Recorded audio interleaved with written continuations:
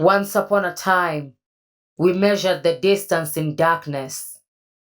What is spoken will eventually come to light. Water captures your reflection. I capture human interactions. Create human-like conversational dialogue to help you write a blog, to cut down hours of prep that you log. I'm an engineer in marble. Who better to break down the Constitution? Who better to show and explain the revolution? Who better to uncover the truth? Montana, Uncle Rico, Gerry, Rod. We are a reflection of our country's scars. The Doneson Podcast. Show them who we are. You know I love you so. We're back, we're here. Let the music take control. The season's here. Let's start the show.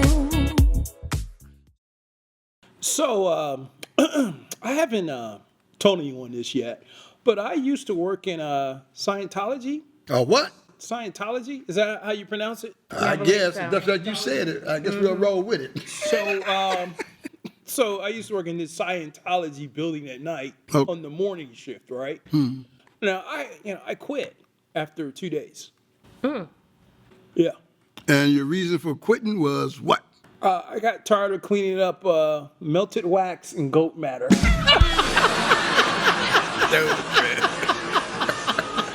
Somebody's got to do it. Oh, man. Hey, Unc, now, Yeah. we know that you've been trying to do this academy thing, and you're up for a movie role. Yeah? Let's go ahead and see what you're looking like. Let me see what I'm looking like.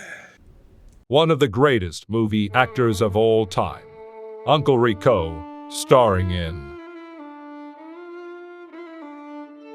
I'm tired now. Where's my food? I want my food. I want it now. I ain't got time to keep waiting on y'all.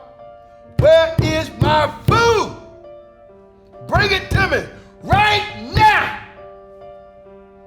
You ain't gonna get no tip. I ain't getting you crap because the service is bad. Where's my food? Why I got to go through all of this to get food? I'm paying for it. Why? Don't make no sense. I want my food. I want my food. I want my food. I want my food. I want my food. Right now. Give me my food. Okay.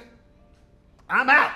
Now, on November the 22nd, 1963, the world changed forever. President John F. Kennedy was assassinated in Dallas, Texas. The event was a traumatic one for the nation, and its impact is still felt today. Yeah. I still feel it. Every time I drive through a 6th-floor window. Story. Now, there are many theories about who killed JFK and why. Yeah. Some believe that it was the work of a lone gunman, right? While others believe that it was a conspiracy involving multiple people or organizations. Whether the truth may be, one thing is clear. The assassination of John F. Kennedy was a tragedy and robbed the world of a great leader. JFK was a man of vision and hope. He inspired a generation of Americans to believe in the power of change. He spoke of a new frontier of opportunity and prosperity for all Americans. He challenged us to be better people and to build a better world. Ladies and gentlemen, let's find out who shot the brother. But before we do, in the world of Dunsonians, we have a very special co-host that's going to join us throughout who shot who and who done it. Give it up for Amani! Thank you for joining us. Thank you. This is a Dunsonian world. We have a lot of great people that's in the world that just bam! All right. But before we get into it, it's time for Rapid Fire! All right. Amani, Yes. name a company that's part of the military-industrial complex. That's a good question. If I gotta think about it, I would say Lockheed Martin. That's right, Amani! Okay. All right, next question. Kennedy had a number of extramarital affairs, including one with... Of course, we know Marilyn Monroe. That's right, Armani! That's would have been my pick, too. Yeah. The CIA wanted to invade Cuba for a number of reasons. Name two. What I always my do. gosh. I love the gamble, so I got to be the casino. That's right. I love hotels. It got to be the hotels and casinos. That's right. All right. Now, what does the MIC stand for? Oh, I was in the Army, man. That's military industrial complex. That's Come right, on, man. Unc. Incredible. All right, let me get into some information real quick and we'll jump right into it, all right? Now, President John F. Kennedy was assassinated on November the 22nd, 1963. Yep. The official government conclusion is that Lee Harvey Oswald acted alone in killing Kennedy. But many people believe there was a conspiracy to assassinate the president. Yeah. Y'all may agree or may not agree, right? Yep. Now, this episode, we're going to take a deep dive into the philosophy of the JFK assassination. Not how many assassins, which everyone knows there are 3 teams of shooters, right? You're right. But why did they feel comfortable in doing the brother like this? All right.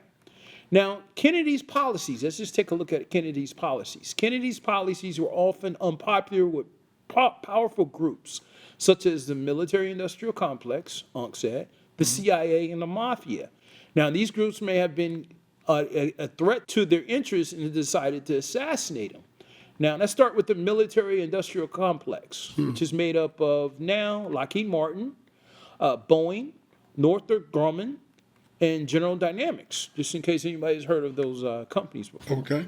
Now, these companies manufacture a wide range of defense products, including aircraft, ships, submarines, tanks, missiles, and other weapons. Right. They also provide services such as maintenance, training, and logistics to support the military. And the reason I'm going over this is to make sure everybody understands what the military-industrial complex is before we get into it.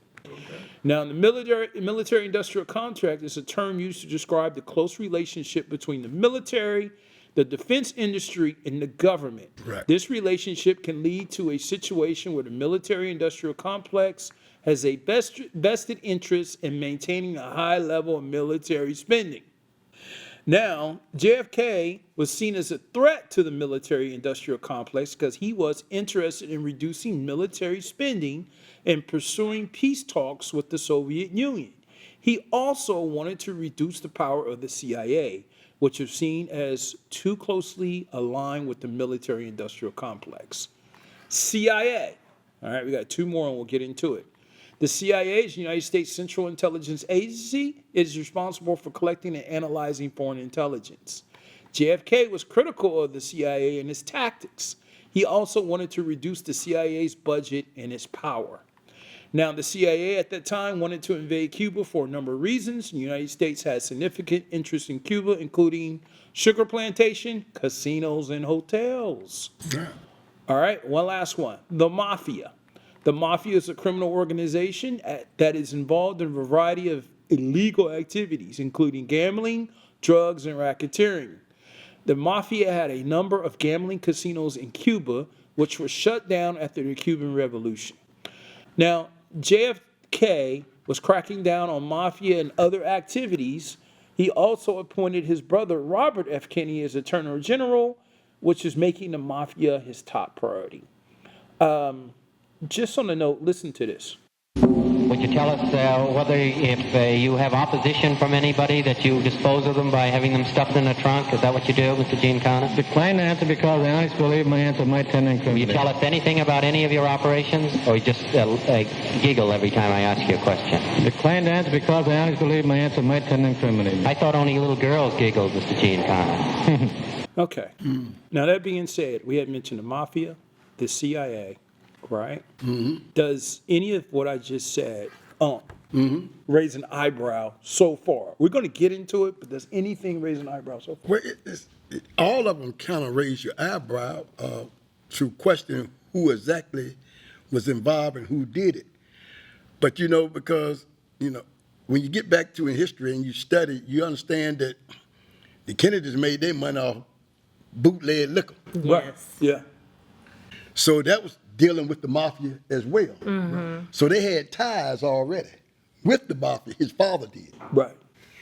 So I don't see so many discussions and topics about who killed John F.K. because I was a young kid at the time when he got assassinated. I remember watching it on TV and everything. And my personal opinion would be right or wrong. I always felt that the mafia had something to do with it. Mm-hmm. My personal opinion, because he was finna crack down on their illegal activities. Right. And they ain't having that because they try about making that money, man. They making that bread. So, but whoever did it, we know that he was killed because he was stepping on toes of powerful people who wanted to continue to make that illegal money. Whether it was the mafia, the CIA, because they were doing a lot of corrupt stuff too, man. Mm-hmm. And their hands were dirty too. Everybody's hands were dirty, man, during them times. So it's hard to say exactly, but my personal opinion was that I think the mafia had something to do with it. Okay. Money, does anything that we discussed so far raising his eyebrow? I mean, it's obvious that he was killed at a weak point in his, not a weak point, but at a very young age. And he left the world a talented, beautiful young man. Yeah. But I believe that he was killed because he was an enemy of the state. And he weakened our position against Russia. Whoa. So he was killed by government officials who had tried to advise him to take a tougher stance during things like the, was it the Bay of Pigs? Yeah. That's Cuba. So, he, in a way, did what he did help us avert nuclear war. Mm-hmm. But at the same time, he made enemies, and his family was already, like you said, a bootlegger family. So the mafia, they didn't have their protection. Right. So, he was out here in a very vulnerable position. And I believe someone, not even at a very high level, probably called for his murder in the CIA and hired, some a team. Yeah.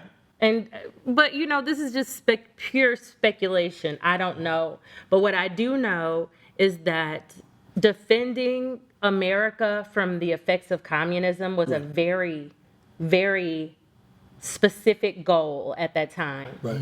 And he may have compromised our position and made enemies that he didn't intend to. Yeah. You don't know who's in the room with you. Good point. Got that right. You don't know. You don't. Now let's get into this is almost like a whodunit, Yeah. Kennedy's personal life. Now, Kenny had a number of extramarital affairs, including one with Marilyn Monroe. Oh, yeah. I think Amani said that earlier, right? Now, some people believe that these affairs may have made Kennedy vulnerable to blackmail, or that they angered people who felt that Kennedy was a hypocrite. I've been called a hypocrite before. John F. Kennedy's sex life has been the subject of much speculation and controversy. Some people believe that he was a serial adulterer, whatever that is, who had hundreds of affairs. He likes sex, man. Okay, that's what it means. What man don't? Yeah. Huh? Really? What man don't? Okay. I'm talking like Bill Clinton. Okay. That's what it is, man. That's what it is. While others believe that he was a faithful husband. Yeah, no, he I have wasn't to read that. that again. He wasn't that. Did they believe that? Who only had a few, that. who only had a few extramarital affairs, Okay. right? Now, there is evidence to support both claims. Now, Kennedy was known to be a charming and charismatic man, and he was often surrounded by beautiful women. He also had a history of infidelity dating back to his college days. However, there is no concrete evidence to prove that he had hundreds of affairs. I ain't mad at him. Now, Kennedy's wife. Now, all right, get this, y'all. Okay, And go ahead. now, Kennedy's wife, Jacqueline Kennedy, was aware of his infidelities. Yes, she was. But she chose to stay with him. She believed that his presidency was more important than his personal life. Right. Good woman. Now, Amani. Stand by his side. That's right. Now, Amani, you can answer this any way you want. If you were married to Kennedy back then, during his term, and you knew he was cheating, what would you do? Would you say something, or would you? I would just try to hook his side chicks up with other dudes. I'd be like, girl, he ain't shit. You and I both know. I ain't going nowhere, so let me hook you up with somebody. Because, girl, this what you doing is shoot house. Yeah, because you ain't going nowhere, right? Right. Jack ain't going nowhere. Like, you ain't taking my spot, huh? Jack in for the long haul. Now, if you were in Kennedy's shoes, I think he wore a size 14, but if you were in Kennedy's shoes, Yeah. or was the president of the United States back then, would you have, I know you're married, but, this is for play, but for real, though, Yeah. would you have, it was different times back then, right? Mm-hmm. Would you have had an extramarital affair? I probably would. Me and our men.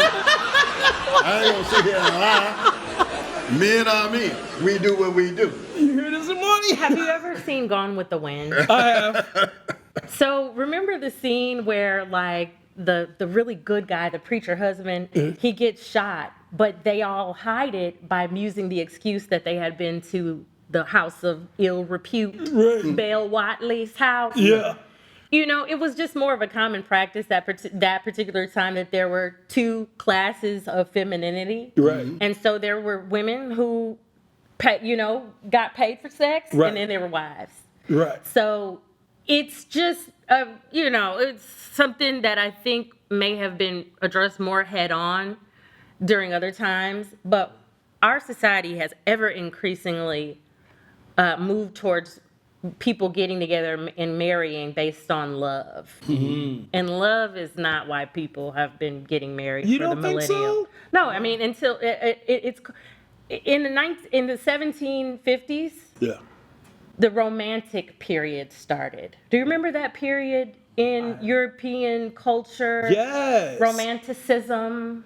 Right. Well, the poets and the artists of the time who had nothing to do but look at the beautiful pastures and write about love, they made it more popular for people to choose their spouse based on the feeling of attraction and the prospect for adventure. Right. So, that started a period we're really currently still living in, and it has evolved into this where you don't even have to have love to play the roles, but you didn't have to have love then either. So maybe we're going back to a period of, okay, what is the real goal of marriage? Because fidelity is probably not it.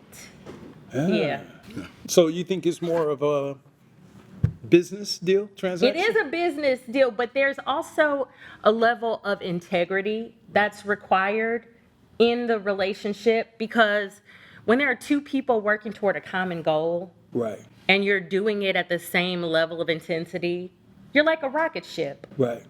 But if you have some tension from somebody cheating, or somebody spending too much money, somebody lying about their family, right, then it drags down the velocity of the ship. Right. So over time. So I do feel that the focus of what marriage is should be returned to. Now, because we live in modern times, people feel like they can propel their ship alone. Right. And so it does happen with ever increasing, you know what I'm trying to say, ever increasing frequency. Right. But there are still various reasons why people should get together, and money is a good reason. What you think and the about children, if you're raising children. Right. Outside of that, maybe enjoyment and companionship. Right. What you think about that, huh? Stability. Most, from what I'm seeing today, the way the world is running today, a lot of women and I'm not saying all women, but a lot of them looking for stability. And in marriage, they feel they getting stability. But then what I also see is that a lot of women want the title of, I got a husband, but they still want to have the freedom to be and act as if they are single. Oh. So they don't respect the leadership and the guidance of their husband, Right. because they still want to be single. I have a question. What Yeah. does being single mean? When you say they want to act single, what does that mean? That means that responding and being attentive to your husband's desires, needs, requests, and things that he said you need to do and you don't need to do. A lot of women, now he's being controlling. No, he's really trying to watch out for your best interests, because men are providers and protectors. That's what we do. But a lot of women today, they don't want your protection and your guidance. They just want the title of marriage, and they want to do as they please. So you're looking at me for a rebuttal. I'm not looking at you for, Yeah, not really, but I have mean, something for you. Okay, well, come on with it. Because a lot of women are in relationships with men that you say are going to be natural cheaters, correct? Not all men. Right, but the great majority. Majority of And them, you, they you are. would be a cheater.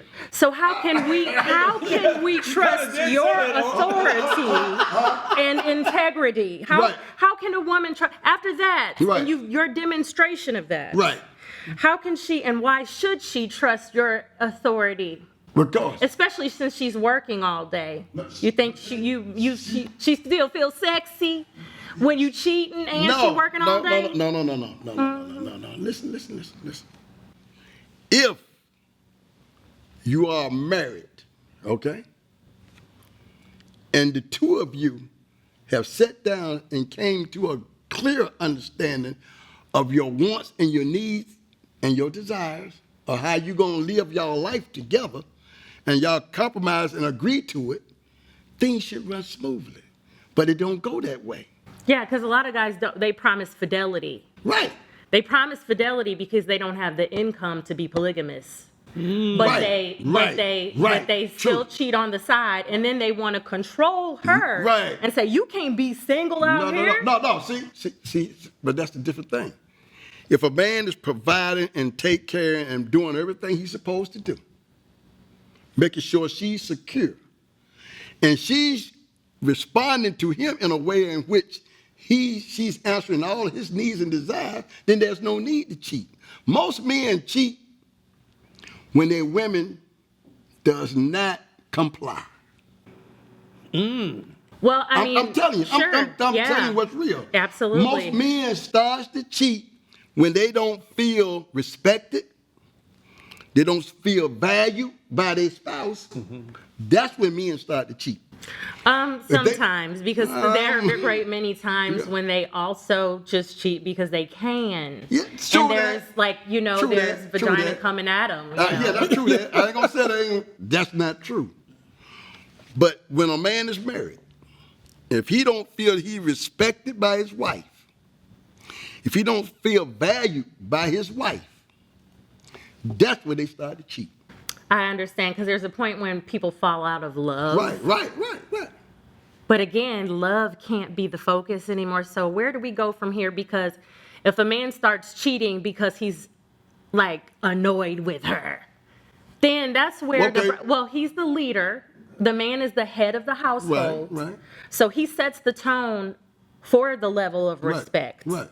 And instead of finding the solution to that feeling, if he goes out and cheats, he compromises the entirety of their future. You got that right. He definitely does. So she doesn't owe him her highest level of respect because now she can't truly trust him. Okay, but listen to what you're saying. The argument that you're making, I understand your point of view, what you're making. But what brought that about? It doesn't matter. There's always going to be someone who's wrong. Right. But True that. when they're wrong, There is a phrase. It's such a, you know it. Can we say it together? Two wrongs Don't make a right. Don't make a right. You got that right. So, but what? See, men. They gonna do wrong. Not always. Not always. It's something that drives them to do wrong. Satan. That too, but still, we're talking about a relationship now. We're They talking gonna about blame marriage. the woman, honey. You No, gonna put it on Eve. Hey, you gotta put it on somebody. Adam had to take the apple. You gotta Adam put was it on supposed to be the somebody. leader. Yeah, that story is an example of Right. why men have to maintain their leadership Ship. role. Role. But it isn't told in a great way. Probably because the Bible's been edited 9,000 times. And still being edited. And still being edited. So You the get that story right. is coming Right. down wrong. Right. True that. You know. True that. Maybe this was a conversation that Jacqueline and Jack had. No. Could have been. But you know what, Jacqueline, maybe she didn't even say anything. She probably like, just okay. like, you Can you smell do a of good- perfume. Should I wash your shirt? She let him know he was cheating, but she then, You know she smoked fell in cigarettes, line. right? You know she smoked cigarettes. Hey, that's a good point. We might come back to that real quick. Another element of why they wanted that brother shot. They wanted probably to send a message.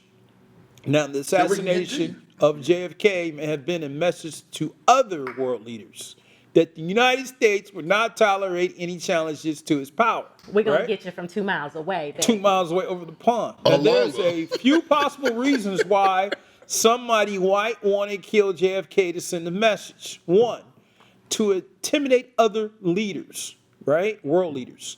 JFK was a popular and charismatic leader, and his assassination would have sent a strong message to other world leaders that no one was safe from an assassination.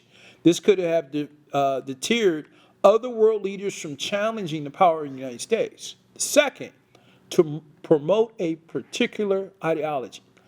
JFK was a strong advocate for democracy and freedom. His assassination could have been seen as a victory for those who were opposed to these values. Now, this is a tough question that I'm asking this question to both of you, right? Amani, we're going to start with you. Can I just say one thing first? Oh, yeah, go ahead.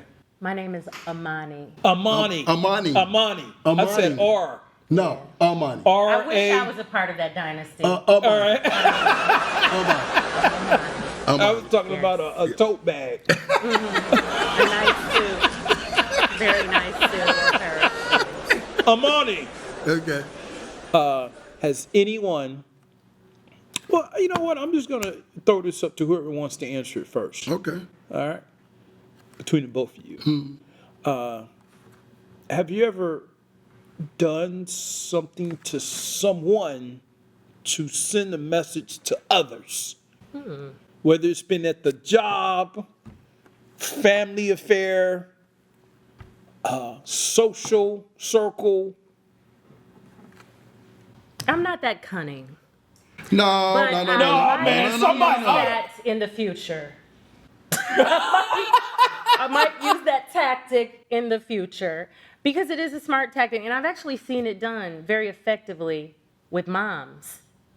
What they'll do is when their child is doing something that could be in danger, like they'll have their child's doll by the child, and they'll have their child's doll do it, like maybe touch an outlet.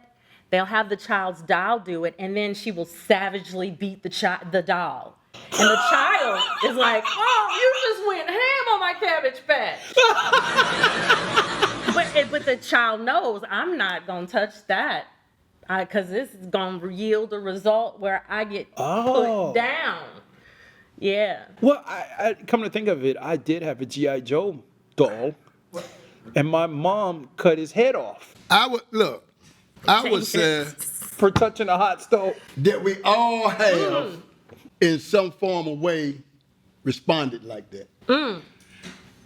Whether it was intentional or not. Because I'm going to give you an episode. My father, Okay. God bless his soul, he passed away now. And he bought me a BB gun when I was a kid. And I used to get in the window at night and I shoot my BB gun. In the window at night. At night. And under the cover of darkness. And I'm gonna tell you what I did one night. Cause back home in my bedroom, it was over what we call like a sun porch on the second level. Yeah. And it looked over by the garage, and we had these big spotlights on the garage. Mm-hmm. So I'm going to decide if I can hit that damn spotlight. Oh, wow. You're going to cost some money now. I'm going to cost some money. So look here.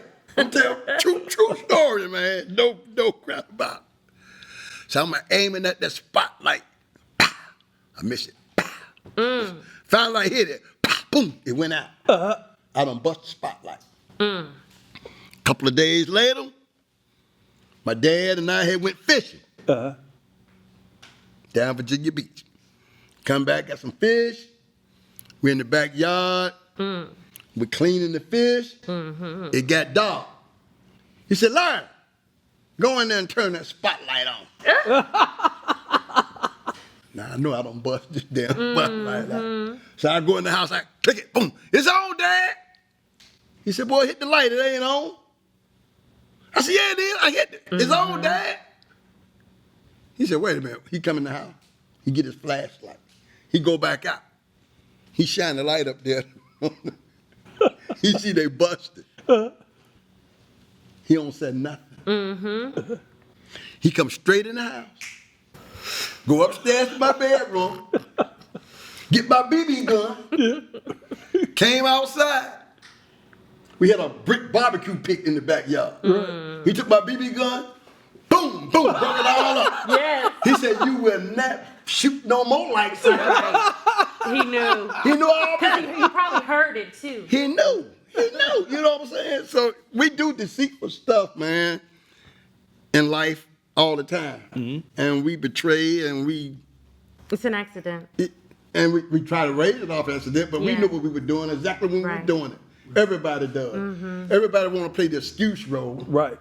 Well, I didn't mean it. No. You knew exactly what you were doing when you did it. Right. And that goes for all of us, me included. Well, that is an important story.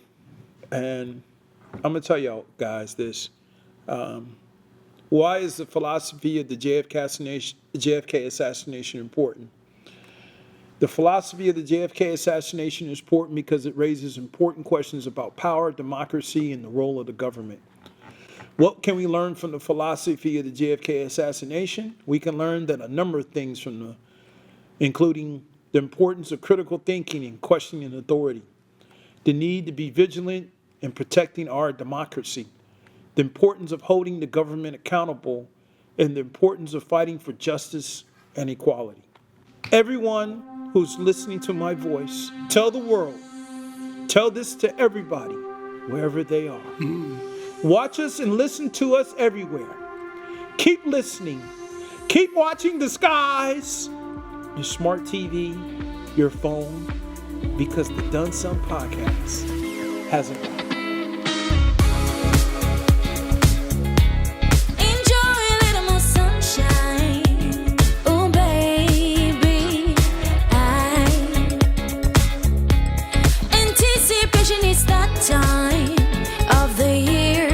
Doneson Podcast is here. This groove moves your soul.